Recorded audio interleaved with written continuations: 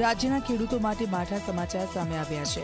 હવામાન વિભાગ અને હવામાન આગાહીકાર અંબાલાલ પટેલ અનુસાર રાજ્યમાં આગામી દિવસોમાં વરસાદથી ખેડૂતોને નુકસાન પહોંચી શકે છે। ગુજરાતમાં ફેબ્રુઆરીની મહિનાની શરૂઆતમાં જ માવઠાનું સંકટ ઘેરાયું છે। 2 થી 8 ફેબ્રુઆરી દરમિયાન રાજ્યમાં વરસાદ ખાબકી શકે છે। પાકનું રક્ષણ કરવા આગોતરું આયોજન કરવા અંબાલાલે ખેડૂતોને ખાસ સલાહ આપી છે। રાજ્યના કેટલાક ભાગોમાં 5 mm થી લઈને 1 ઇંચ સુધી વરસાદ પડી શકે છે। વેસ્ટર્ન ડિસ્ટર્બન્સના કારણે હવામાનમાં પલટો આવશે, જેના કારણે ગુજરાતમાં ભારે વરસાદની આગાહી કરવામાં આવી છે। આ ઉપરાંત આ સમયગાળા દરમિયાન ઠંડીનું જોર વધવાની પણ આગાહી કરી છે। કેટલાક ભાગમાં વરસાદ થવાની શક્યતા છે। કોઈ ભાગમાં 5 mm થી લગભગ 20 mm જેવો વરસાદ થવાની શક્યતા છે।